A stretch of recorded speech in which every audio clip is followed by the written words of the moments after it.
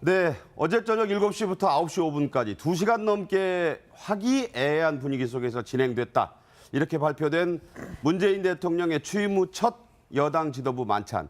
건배사가 이기자였다고 하는데 이게 임종석 비서실장 작품이라죠? 그렇죠. 뭐 요즘 그 건배사 좋은 게 참 많지 않습니까? 그 중에서도 아마 제일 좋은 건배사가 이기자 이건 것 같아요. 네. 이런 기회를 자주 갖자. 뭐 그러니까 이런 원래 게- 뜻은 이기자인데 풀어 쓴 거죠, 그러니까. 그렇죠. 네. 풀었으면 이제 이런 기회를 자주 갖자인데 또 실제로 뭐 선거도 많고 여러 가지 면에 있어서 그런 데서도 이기자. 그리고 국정도 잘해서 한번 이겨보자. 뭐 이런 다양한 의미가 들어가 있지 않겠습니까? 그 이런 긍정적인 그 건배고 아마 좀 그 센스가 좀 좋았던 게 아닌가 그렇게 생각을 합니다. 네. 네, 자. 아까 말씀하신 것처럼 이기자라는 그 건배사로 시작한 어제 회동. 자, 무엇보다도 가장 관심이 많은 사안, 바로 장과 인산 청문회잖아요. 근데 이 자리에서 문 대통령이 이런 얘기를 했다고 합니다. 보시면요. 자, 흠결 없이 100% 완벽한 사람은 없지만 최선을 다해서 국회를 설득하겠다라는 얘기를 했습니다. 자, 국회를 설득하겠다. 지금 논란이 있는 후보자들 많지 않습니까? 네. 이 와중에 반대는 있지만 국회를 설득하겠다. 네. 이게 무슨 뜻일까요? 지금 이제 김인수 헌재 소장, 그다음에 김상조, 강경화 후보자 가지고 지금 대치가 여의도에서 이제 일어나고 있는 와중에 이제 처음으로 당청 회의를 했습니다. 만찬을 했는데 어쨌든 지금 뭐 문재인 대통령 입장에서는 빨리빨리 지금 당뇨들이 임명되면서 정권이 정상적으로 운영되기를 바라는 마음은 가장 간절하지 않겠습니까? 네. 하지만 현실적으로 지금 그 야당의 어떤 반대에 막혀 있기 때문에 이 돌파구를 찾는 첫 번째의 어떤 스텝으로 민주당 그 간부들과의 만찬을 통해서 이제 국회와 소통을 하겠다는 뜻인데 네. 어쨌든 지금 이 국면에서 가장 애가 타고 목이 마른 분은 뭐 문재인 대통령 아니겠습니까? 어쨌든 국회와의 소통을 강화해야 되는데 저는 뭐 어제 그 여당과의 소통도 좋지만 여당하고도 좀 직접 대통령이 이 좀 그 사과할 부분은 사과를 하고 5개의 원칙이 있지 않습니까? 네. 그 진솔한 소통들을 좀 하면서 야당이 뭔가 좀 국정에 협조할 수 있는 공간도 좀 열어주는 노력이 후속적으로 좀 필요하다 이런 생각이 듭니다. 자, 이 만찬의 주요 주제였던 것인데 오늘의 첫 번째 주제를 살펴보도록 하겠습니다.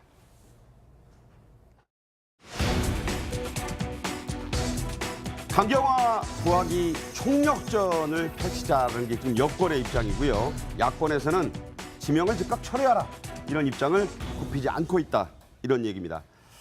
자, 박수현 청와대 대변인이 어제 만찬에 앞서서 매우 이례적인 호소를 발표했습니다. 직접 그 대목 들어보겠습니다. 국회에 간곡히 요청드립니다. 실로 안타깝습니다. 다들 아시다시피 강경화 후보자는 국제사회에서 검증된 인사입니다. 그는 간곡히 요청드린다. 뭐 아주 이런 표현을 쓴 것도 이례적이고 저게 이제 만찬 직전에 나온 또 호소문이었다는 점에서 그렇죠. 이게 이제 강경화 구하기다. 언론들 그렇게 쓰고 있어요. 그렇죠. 네. 아마 이제 대통령이 저렇게 발언을 하셨다고까지 얘기를 했어요. 그러니까 대통령이 네. 얼마나 간절하게 강경화 후보자의 청문 보고서 채택을 바라고 있냐 하는 부분들을 국민들에게 호소드리고 또 여야 의원들에게도 그런 표현을 쓴 거라고 저는 생각이 들고 이제 문제는 뭐냐면 강경화 후보자가 이제 외교장관 후보자인데 한미 정상회담이 얼마 남지 않은 상태에서 지금 만약에 강경화 후보자 청문 보고서 채택이 안 될 경우에는 결국 이제 윤병세 외교장관이 함께 가야 되는 상황이 되지 않습니까? 네. 그런 부분에 대해서 이제 상당히 곤혹스러운 부분이 있는 것이죠. 그렇게 하고 싶진 않은 거죠. 그렇죠. 그러니까 이제 한미 정상회담을 해야 되는데 본인이 임명한 장관이 아니라 전임 대통령이 임명한 장관과 함께 가는 것이 국민들 보기에도 그렇고 또 실제 그 카운터 파트너인 미국 정부 입장에서도 상당히 실질적인 대화를 하기가 어렵지 않겠습니까? 네. 그런 상황이라고 보면 이제 문재인 대통령 입장에서는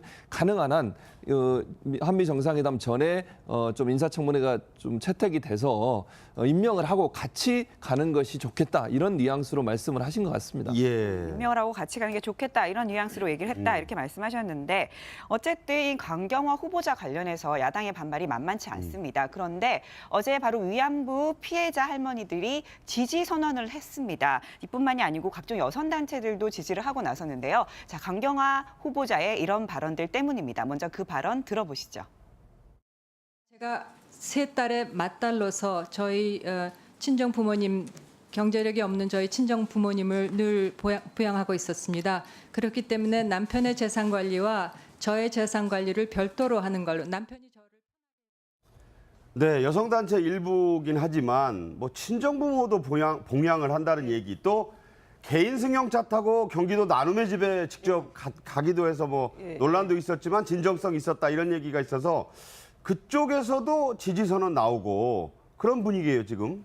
그러니까 이제 그 뭐 저 재산 얘기는 뭐 남편하고 관리를 별도로 하는 건 요즘에 그런 부부들도 많죠. 하지만 남편의 재산이나 뭐 부동산 관련해 가지고 아니면은 그 세금 관련해서 전혀 몰랐다라고 얘기하는 건 저는 관리와 몰랐다는 별개의 문제라고 생각하고요. 네. 물론 뭐 저런 이야기들이 지금 여성들한테 그 뭐 굉장히 좋게 들릴 수 있고 시원한 말로 들릴 수 있지만 그거는 외교부 장관으로서의 자질과는 또 다른 문제라고 생각을 합니다. 그 말씀하신 대로 이제 위안부 문제도 이게 이제 외교부 장관으로서 일본하고 그러면 새로 또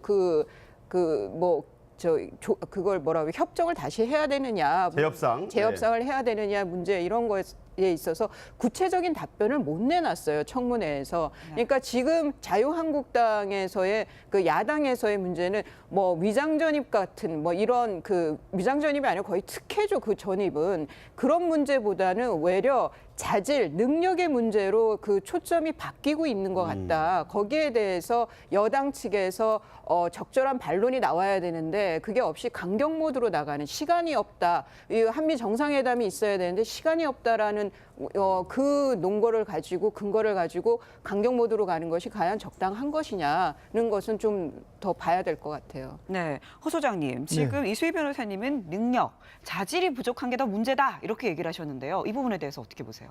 글쎄요, 뭐 그런 이야기들을 지금 청문위원들이 이제 청문 과정을 겪으면서 이야기를 하시긴 하는데 실제로 청문회에서 뭐 자기 능력을 잘 보여주는 사람도 있고 또 잠재되어 있는 능력을 제대로 보여주지 못하는 사람들도 있지 않습니까? 네. 저는 뭐 능력이 없어서 못 보여준 게 아니고 능력은 충분하지만 청문회라는 그 과정에서 보여주기 위해 적절하지 않아서 그랬을 거라고 이렇게 보고요.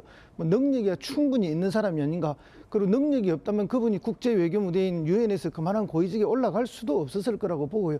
그런 면에서는 뭐 이 능력 문제는 물론 뭐 양자 외교나 뭐 그 미국과의 이런 그 외교를 직접적으로 해본 그런 경험은 적은 건 맞죠. 그렇지만 다자 외교, 인권 외교와 그리고 국제 외교의 총산이 유엔 아닙니까? 거기서 네. 최고직에 올라간 사람인데 그걸 문제 삼는다는 건 좀 의아하기도 하고요. 그리고 그날도 이제 이렇게 청문회 과정을 저도 뭐 유심히 봤습니다만은 원유철 의원이 뭐 이런 질문을 하고 그게 5초간 답변을 못하는 그런 과정도 있었는데 저는 외교장관을 지금 질문하는 건지 국방장관을 질문하는 건지 좀 혼돈이 올 정도의 분위기도 네. 있었다. 물론 외교장관도 국방을 알아야 되고 국방장관도 외교를 알아야 되지만 그러나 좀 지나친 면은 있었던 것이 아닌가 그렇게 보고요. 어쨌든 이분을 대통령이 처음에 이제 내정했을 때 그때 우리 언론과 국민들이 환호했던 걸 기억해 본다면은 이분의 다소 부적절한 그런 어떤 처신이라든지 이런 부분들이 있다 하더라도 과연 그것이 지금 장관 자리에서 물러나게 하는 것이 맞는가 아니면 오히려 그렇게 발탁을 하는 것이 맞는가를 판단해 봤을 때 시기적으로도 그렇고 오히려 야당이 좀 지나친 것이 아닌가 하는 그런 여론도 있다는 것을 말씀드립니다. 야당이 그 지점인데 지금 예. 민주당이 어제 그 당청간에 만찬을 했는데 분명히 그 야권을 지지하는 국민들한테 집권 측에서 좀 사과할 필요가 있다. 이런 정도 능력과 이런 정도의 도덕성 가지고 탈락한 적이 있었냐 무수히 많았죠. 전 정권에. 비일비재했습니다. 이거 더 약한 문제를 가지고 네, 그렇기 네. 때문에 과거 우리가 야당했을 때의 어떤 그 잣대가 지금 집권하고 했을 때 적용이 안 된다는 문제에 대해서 최소한 민주당이라도 맨날 그 한국당이나 바른정당하고 얼굴을 맞대고 있지 않습니까? 그렇다면 네. 거기도 진솔하게 내가 지난 여름에 한 일은 좀 심했다라고 인정하고 그 다음에 이제 좀 도와달라고 해야 되는 것인데 이 사람은 아무 하자가 없다. 어떻게 하자가 없습니까? 아니, 그런 말은- 하자는 모습이 많이 드러나는 것이고 그 다음에 아까 그 위안부 할머니 문제나 여성단체 문제는 강경화 후보자가 여성부 장관이나 보훈처 장관이면 난 충분히 일리가 있다고 생각합니다. 네. 근데 이제 외교부 장관 후보자 아닙니까? 외교부 장관 후보자인데 기본적으로 일본과 얼굴을 맞대고 위안부 전 정권이 물론 잘했든 못했든 국가 간의 협정 문제를 재협상을 해야 될 문제인데 그 위안부 할머니의 나눔의 집을 방문했다는 것이 아름다운 얘기긴 하나 외교부 장관 후보자로 적절한 것인가는 또 다른 문제겠죠. 자, 근데 사과 문제를 잠시 말씀드리면요. 예. 아니 비서실장이 맨 처음에 사과를 한번 했지 않습니까? 그리고 대통령이 연이어서 사과 라는 말만 안 했지 사실상의 사과인 국민과 야당의 간곡한 양해를 구한다는 또 사실상의 사과도 하지 않습니까? 네, 네. 근데 계속 사과만 해라라고 이야기를 한다면 그럼 뭐 어쩌자는 말입니까? 네, 네. 그 사과는- 질문을 한번 드리고 아니, 싶습니다. 사과라는 뜻은요. 받는 측에서 사과로 인정돼야 사과인 거지. 예, 예. 사과를 했다 해서 사과가 그건 사과가 아니죠. 두 분 간의 논란 자체가 네. 지금 현재 분위기를 대변하는 거 아닌가 싶은데 60년 외교부 역사상 최초의 여성 또 비고시 이런 상징성과 함께 아까 저희 채널A 정치부가 말할 때 부적격하다. 그야말로 자격이 없다. 이런 논란도 있습니다. 그래서 전병헌 대통령 정무수석이 국회로 가서 야권 대표들을 좀 만났는데 먼저 정우택 자유한국당 대표권한대행 겸 원내대표는 이렇게 말합니다. 강경화 후보자는 위원들의 질문을 받아 적기 바빴고 외교부에서 전달한 메모나 쪽지를 겨우 읽는 수준이었습니다. 답답하고 한심하기 짝이 없었던 것은 비단 저만의 느낌만은 아니었을 것입니다. 네, 정 원내대표는 뭐 설사 외교 장관이 된다 하더라도 뭐 얼굴 마담 이런 거 좀 지나친다 싶을 만한 비판까지 했는데 어떻게 보셨어요? 좀 지나치죠, 그거는. 그러니까 강경화 후보자가 갖고 있는 개인적인 능력 자체를 완전히 무시하면 안 되는 거잖아요. 그분이 물론 어느 부분에서 좀 부족할 수는 있지만 그 뭐 얼굴 마담 정도라고 얘기해버리면 그분이 유엔에서 했던 여러 가지 활동들이나 지금까지 그분이 갖고 있는 커리어를 네네. 자체를 무시하는 거니까 그건 좀 지나친 발언이고 예. 질문을 받아 적는 건 받아 적어야죠. 혹시나 잘못 질문 오해할 수 있으니까. 정확히 답변하기 그럼요. 위해서. 예. 네네. 만약에 누구든 그 자리에 가면 질문은 당연히 좀 적고 메모를 하고 그 메모를 보면서 답변을 하는 거니까 다만 이제 답변하는 과정에 주는 메모를 읽었다고 하는데 그 부분은 뭐 그렇게 볼 수도 있을 것 같아요. 그러니까 그런 부분들은 또 본인이 100% 지금 와서 준비하는 기간이 그렇게 길지 않았기 때문에 모든 외교 업무를 다 파악하기는 힘들죠. 네. 그러니까 본인이 전문적으로 했던 외교 업무는 잘 알 수 있겠지만 우리나라의 국내 사정과 연관되는 외교 업무 같은 경우는 중요한 업무들은 다 알겠지만 디테일한 부분들은 좀 없는 부분이 있어서 그 부분을 네네. 도움을 받는 것은 뭐 그럴 수 있다고 보고. 몇몇 대목에서 뭐 예. 그 당 보고서 이런 대목이 좀 나와서 그렇죠. 보고 그런 읽는다는 부분들. 논란은 조금 있었어요. 있을 수 있죠. 예. 뭐 그건 뭐 충분히 있을 수 있다고 봐요. 그러나 이제 강경화 후보자가 전체적으로 외교부 장관으로서의 그 자질이나 능력을 갖고 있느냐 하는 부분들을 좀 봐야 되고 저는 개인적으로 갖고 있는 어떤 뭐 해명하는 가운데 거짓말 논란 이런 부분들은 비판받아 마땅하다고 생각해요. 그러나 이제 그분이 갖고 있는 어떤 외교부 장관의 자질과 능력에 대해서 검증을 조금 더 깊이 했으면 좋겠다는 생각은 듭니다. 네. 지금 얘기를 들어보면 어쨌든 자유한국당의 입장은 확고한 것 같습니다. 네. 지금 야당의 반발이 거센데 어쨌든 문재인 대통령은 계속 강행하겠다는 의지를 보이는 거 아닙니까? 지금 어제 당청에서 발언을 보면 이 상황은 그럼 어떻게? 얼마 전에 뭐 라디오 인터뷰 아침에 출근하면서 들었는데 우원식 원내대표하고 정우택 원내대표가 이제 출연해서 설전을 벌이는 장면을 우연히 들은 적이 있습니다. 난 대단히 좀 부적절하다고 생각했던 게 뭐냐면 지금은 청문회에서 이 세 분이 적격한가 부적격한가 보다 네. 야당과 협상을 해야 될 대목 아닙니까? 협상을 해야 될 대목인데 원내대표는요 상대당과 협상하는 최전선에 있는 사람인데 양당의 원내대표가 서로를 공격하고 있으니까 그건 정치가 사라진 것 아닙니까? 네. 근데 야당도 물론 비판받아 봐야지만 이 문제를 풀어야 될 절박감이 있는 쪽은 청와대와 민주당입니다, 사실은. 네네. 그렇다고 본다면 뭐 전병헌 수석, 그다음에 우원식 원내대표가 어쨌든 낮은 자세로 야당의 협조를 끌어내기 위해서 노력을 해야 되는 것인데 어느 정도 노력이 있는지는 모르겠고 그다음에 어쨌든 이 세 후보 가운데 최소한 야당한테도 명분을 줘야 되는 것이죠. 네. 명분을 줘야 된다? 야당도 자기들의 지지층이 있는 것이고 그렇다고 본다면 지금은 청문 전국에서 넘어가서 이 세 분한테는 정치 협상의 공간으로 넘어갔기 때문에 어쨌든 목마른 자가 우물을 파는 것 아니겠습니까? 네. 가장 목마른 자는 청와대와 민주당이기 때문에 좀 더 정치력을 발휘해서 야당에게 어떤 정치 공간을 열어주는 노력도 필요하다고 생각합니다. 네. 이 전병헌 수석은 국민의당의 박주선 비대위원장도 찾아갔습니다. 박주선 비대위원장이 화답한 이 발언이 지금 화제가 되고 있는데요. 바로 이 대목입니다. 앞으로 저희 국민의당은 당당하고 떳떳한 야당 그리고 정부에 협조할 것은 거리낌 없이 인색함 없이 협조하는 추운 여당으로서의 역할을 함께하는 새로운 정치 패러다임을 구축하는 선도자 역할을 하는데 아무런 주저함이 없도록 하겠습니다. 자, 이 발언 중에 나온 준여당이란 발언이 좀 화제가 됐는데 추미애 더불어민주당 대표가 즉각 이렇게 화답했습니다. 여권에 협력하겠다는 매우 반가운 말씀이다 이렇게 얘기했는데 자유한국당의 정준길 대변인은 국민의당은 태생부터 지금까지 민주당의 이중대였다는 사실을 자백한 거다 이렇게 비판했고요. 박지원 전 국민의당 대표는 그 이중대 발언은 바로 국민이 바라는 시대 정신에 따라 국민의 이중대가 되어야 한다는 말이다. 이렇게 해서 이게 화제가 됐네요. 그러니까 이게 준여당하고 이중대하고의 이 어감 차이가 너무나 큰 거죠. 준여당이라고 하면 네. 여당에 준하는 거면 우선은 좀 혜택이랄까요? 지위가 여당급이라는 거고 이중대가 되면 이제 그냥 무작정 쫓아가는 거고 뭐 좀 종속적인 관계가 되고 그런 건데 근데 이게 뭐 다르고 다른데 굉장히 그 어감 차이뿐만 아니라 실제 준여당으로서의 국민의당이 간다라고 하면은 여당이나 청와대에서 줘야 되는 게 있는 거잖아요. 네. 그러면은 그야말로 뭐 민주당과 국민의당 사이 안에서는 뭐 연정 비슷한 게 그러면 가능한 네. 건지 그런 뜻의 준여당이라고 말씀하신 건지도 궁금하고 뭐 하지만 자유한국당 입장에서는 민주당 이중대로 비칠 수밖에 없는 거죠. 저렇다 그러면. 그런데 자유한국당 민주당 이중대라고 저렇게 비판만 할 게 아니라 필요한 이런 뭐 강경화 후보자 인사청문회라든가 이런 거에서는 국민의당에다 먼저 손을 내밀어야 되는 거죠. 자유한국당이 의석수로는 2등이니까요. 네네. 그런 면에서 한국당이 그 대변인의 저런 그 논평보다는 좀 더 정치적인 그 뭐 언어라 그럴까요? 좀 그런 묘미가 좀 나왔으면 좋겠다는 생각이 듭니다. 네. 네. 어쨌든 뭐 여소야대의 국회 상황이다 보니까 뭐 국민의당이 캐스팅 보드를 쥐고 있는 건 확실하지 않습니까? 그만큼 존재감이 이제 커지는 것이고. 의석도 40석이고. 그렇습니다. 예. 그리고 또 호남을 주로 기반을 하고 있기 때문에 그렇죠. 이게 이제 그 위치 잡기가 아주 뭐 준여당으로서 위치 잡기가 좋은 거죠. 그러나 때로는 뭐 안 들어줄 듯 안 들어줄 듯 이렇게 하면은 또 청와대와 민주당은 뭐 몸이 다를 수밖에 없는 그런 상황이기 때문에 역할이 굉장히 높아졌다. 근데 이제 정준길 그 대변인이나 야당에서는 제가 볼 때 그 국민의당을 이중대라 그러는데 본질을 잘 모르는 것 같아요.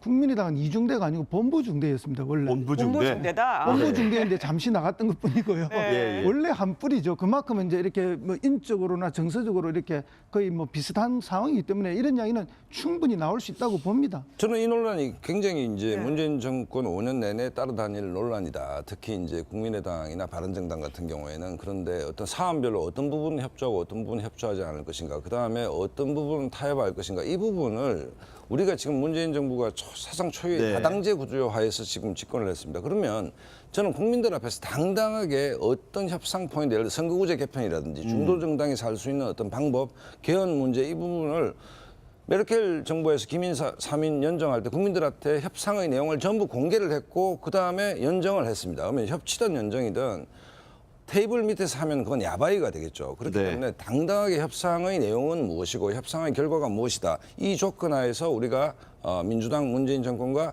협치 내지 연정을 한다는 것을 당당히 밝히지 않으면 이중대, 뭐 사쿠라 이런 논란이 계속 가열될 수밖에 없다라고 저는 봅니다. 자, 이 이슈가 뜨거운 만큼 저희가 어제 뭐 앞서 리포트에서도 해봤지만 국민의당 의원들에게 전부 한번 물어봤어요. 다 답변하신 건 아닌데 자, 이렇게 이제 김희수 후보자는 표결을 해야 되고 강경화 외교부 장관 후보자는 표결은 안 하지만 여론이 중요합니다. 네. 한번 다시 짚어보죠. 네, 자 김의수 헌법재판소장 후보자에 대해서 자, 의원들한테 물어봤더니 이렇게 얘기했습니다. 적격이라고 답한 분이 9명, 그다음에 부적격이라고 답한 분이 8명, 유보 및 답변 거부가 13명이고요. 자, 강경화 외교부 장관 후보자에 대해서는 그러면 어떻게 생각하느냐라고 했더니 적격은 2명, 부적격 24명, 유보 및 답변 거부가 4명입니다. 아까 호 소장님이 민주당 본부중대 아니냐 이렇게 얘기하셨는데 민주당 의원, 국민의당 의원들 생각은 많이 다른 것 같아요. 그렇죠. 그러니까 두 가지로 크게 나눈 것 같아요. 김희수 재판관 같은 경우에 이제 헌재 소장 후보자 같은 경우에는 대체적으로 정서 자체가 분위기 자체가 통과시켜주는 쪽으로 흘러가는 것 같고요. 강경화 후보자는 좀 상당히 좀 어려운 상황에 처해 있다. 그건 분명한 것 같습니다. 국민의당 입장에서도 사실은 강경화 후보자가 여러 가지로 답변하고 하는 과정에 있어서의 문제점인 것 같아요. 저는 능력보다는 제가 볼 때는 그분이 이제 여러 가지 그 개인과 관련된 재산과 관련된 여러 가지 얘기를 해명하는 과정에 있어서 명쾌하게 해명이 안 되는 부분, 또 본인이 밝히면서 또 거짓말 논란에 휩싸인 부분, 이런 부분들이 사실 논란이 됐기 때문에 그렇다고 네. 보고, 다만 이제 김희수 재판관 같은 경우는 크게 뭐 지금 오늘 뭐 나온 그 특수활동비 사용하는 거 빼고 나머지 문제에 있어서는 크게 문제가 된다고 저는 개인적으로 보진 않는데, 그런 점에서 본다고 하면 국민의당 입장에 두 가지 색채, 지금 말씀하신 것처럼 이중대라는 비판을 피하기 위해서라도 야당적인 성향을 보이지 않는 부분이 있는 거죠. 그것이 강경화 후보자에 대한 반대로 나오는 것 같고, 네. 김희수 재판관 같은 경우에는 특별히 흠결이 없다면 정부의 발목을 잡는 그런 형태는 하지 않겠다. 그게 이제 국민의당의 정체성 같아요. 네네. 중여당이라는 성격이 분명히 잘못된 것에는 채찍을 강하겠지만 뭐 크게 문제가 없다고 하면 정부에 협조하는 틀을 취하겠다고 하는 이 두 가지 생각을 보여주는 모습이 아닌가 하는 생각이 듭니다. 자, 문재인 대통령이 이제 모레 국회로 직접 가서 일자리 추경, 이 추경에 대한 시정연설을 하는데 이것 자체도 매우 이례적입니다. 이게 이제 일자리 추경 문제뿐만 아니라 이 문제를, 이 실타래를 풀기 위한 야당 지도부 설득까지도 포함되어 있을 것으로 보이는데 주목이 됩니다. 네, 여성단체 일부긴 하지만 뭐 친정부모도 봉양을 한다는 얘기, 또 개인 승용차 타고 경기도 나눔의 집에 직접 가기도 해서 뭐 논란도 있었지만 진정성 있었다 이런 얘기가 있어서 그쪽에서도 지지선은 나오고 그런 분위기예요, 지금. 그러니까 이제 그 뭐 저 재산 얘기는 뭐 남편하고 관리를 별도로 하는 건 요즘에 그런 부부들도 많죠. 하지만 남편의 재산이나 뭐 부동산 관련해 가지고 아니면은 그 세금 관련해서 전혀 몰랐다라고 얘기하는 건 저는 관리와 몰랐다는 별개의 문제라고 생각하고요. 네. 물론 뭐 저런 이야기들이 지금 여성들한테 그 뭐 굉장히 좋게 들릴 수 있고 시원한 말로 들릴 수 있지만 그거는 외교부 장관으로서의 자질과는 또 다른 문제라고 생각을 합니다. 그 말씀하신 대로 이제 위안부 문제도 이게 이제 외교부 장관으로서 일본하고 그러면 새로 또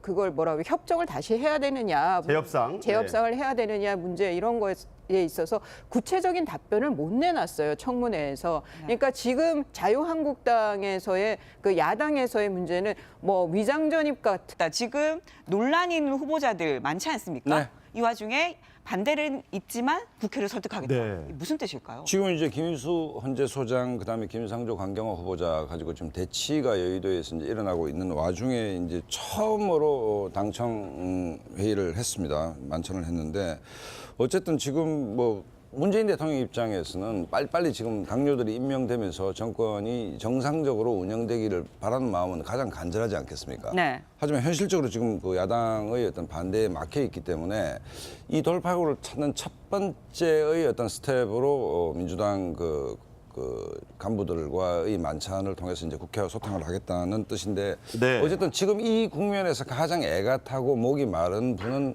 뭐 문재인 대통령 아니겠습니까? 어쨌든 국회와의 소통을 강화해야 되는데, 저는 뭐 어제 그 여당과의 소통도 좋지만 야당하고도 좀 직접 대통령이 이 좀 그 사과할 부분은 사과를 하고 5개의 원칙이 있지 않습니까? 네. 그 진솔한 소통들을 좀 하면서 야당이 뭔가 좀 국정에 협조할 수 있는 공간도 좀 열어주는 노력이 후속적으로 좀 필요하다 이런 생각이 듭니다. 자, 이 만찬의 주요 주제였던 것인데 오늘의 첫 번째 주제를 살펴보도록 하겠습니다.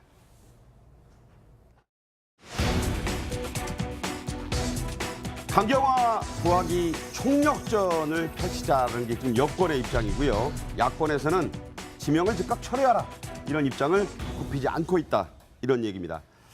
자, 박수현 청와대 대변인이 어제 만찬에 앞서서 매우 이례적인 호소를 발표했습니다. 직접 그 대목 들어보겠습니다. 국회에 간곡히 요청드립니다. 실로 안타깝습니다. 다들 아시다시피 강경화 후보자는 국제사회에서 검증된 인사입니다. 그는 간곡히 요청드린다. 뭐 아주 이런 표현을 쓴 것도 이례적이고 저게 이제 만찬 직전에 나온 또 호소문이었다는 점에서 그렇죠. 이게 이제 강경화 구하기다. 언론들 그렇게 쓰고 있어요. 그렇죠. 네. 아마 이제 대통령이 저렇게 발언하셨다고까지 얘기를 했어요. 그러니까 대통령이 네. 얼마나 간절하게 강경화 후보자의 청문 보고서 채택을 바라고 있냐 하는 부분들을 국민들에게 호소드리고 또 여야 의원들에게도 그런 표현을 쓴 거라고 저는 생각이 들고 이제 문제는 뭐냐면 강경화 후보자가 이제 외교장관 후보자인데 한미 정상회담이 얼마 남지 않은 상태에서 지금 만약 강경화 후보자 청문보고서 채택 네, 어제 저녁 7시부터 9시 5분까지 2시간 넘게 화기애애한 분위기 속에서 진행됐다. 이렇게 발표된 문재인 대통령의 취임 후 첫 여당 지도부 만찬. 건배사가 이기자였다고 하는데 이게 임종석 비서실장 작품이라죠? 그렇죠. 뭐 요즘 그 건배사 좋은 게 참 많지 않습니까? 그 중에서도 아마 제일 좋은 건배사가 이기자 이건 것 같아요. 네. 이런 기회를 자주 갖자. 뭐 근데 이런 원래 게- 뜻은 이기자인데 풀어 쓴 거죠, 그러니까. 그렇죠. 네. 풀었으면 이제 이런 기회를 자주 갖자인데 또 실제로 뭐 선거도 많고 여러 가지 면에 있어서 그런 데서도 이기자. 그리고 국정도 잘해서 한번 이겨보자. 뭐 이런 다양한 의미가 들어가 있지 않겠습니까? 그 이런 긍정적인 그 건배고 아마 좀 그 센스가 좀 좋았던 게 아닌가 그렇게 생각을 합니다. 네. 네, 자, 아까 말씀하신 것처럼 이기자라는 그 건배사로 시작한 어제 회동. 자, 무엇보다도 가장 관심이 많은 사안, 바로 장과 인산 청문회잖아요. 근데 이 자리에서 문 대통령이 이런 얘기를 했다고 합니다. 보시면요. 자, 흠결 없이 100% 완벽한 사람은 없지만 최선을 다해서 국회를 설득하겠다라는 얘기를 했습니다. 자, 국회를 설득하겠다. 안 될 경우에는 결국 이제 윤병세 외교장관이 함께 가야 되는 상황이 되지 않습니까? 네. 그런 부분에서 이제 상당히 곤혹스러운 부분이 있는 것이죠. 그렇게 하고 싶진 않은 거죠. 그렇죠. 그러니까 이제 한미 정상회담을 해야 되는데 본인이 임명한 장관이 아니라 전임 대통령이 임명한 장관과 함께 가는 것이 국민들 보기에도 그렇고 또 실제 그 카운터 파트너인 미국 정부 입장에서도 상당히 실질적인 대화를 하기가 어렵지 않겠습니까? 네. 그런 상황이라고 보면 이제 문재인 대통령 입장에서는 가능한 한 한미 정상회담 전에 좀 인사청문회가 좀 채택이 돼서 임명을 하고 같이 가는 것이 좋겠다 이런 뉘앙스로 말씀을 하신 것 같습니다. 예. 임명을 하고 같이 가는 게 좋겠다 이런 뉘앙스로 얘기를 했다 이렇게 말씀하셨는데 어쨌든 강경화 후보자 관련해서 야당의 반발이 만만치 않습니다. 그런데 어제 바로 위안부 피해자 할머니들이 지지 선언을 했습니다. 이뿐만이 아니고 각종 여성 단체들도 지지를 하고 나섰는데요. 자, 강경화 후보자의 이런 발언들 때문입니다. 먼저 그 발언 들어보시죠. 제가 세 딸의 맏딸로서 저희 친정 부모님 경제력이 없는 저희 친정 부모님을 늘 부양하고 있었습니다. 그렇기 때문에 남편의 재산 관리와 저의 재산 관리를 별도로 하는 걸로 남편이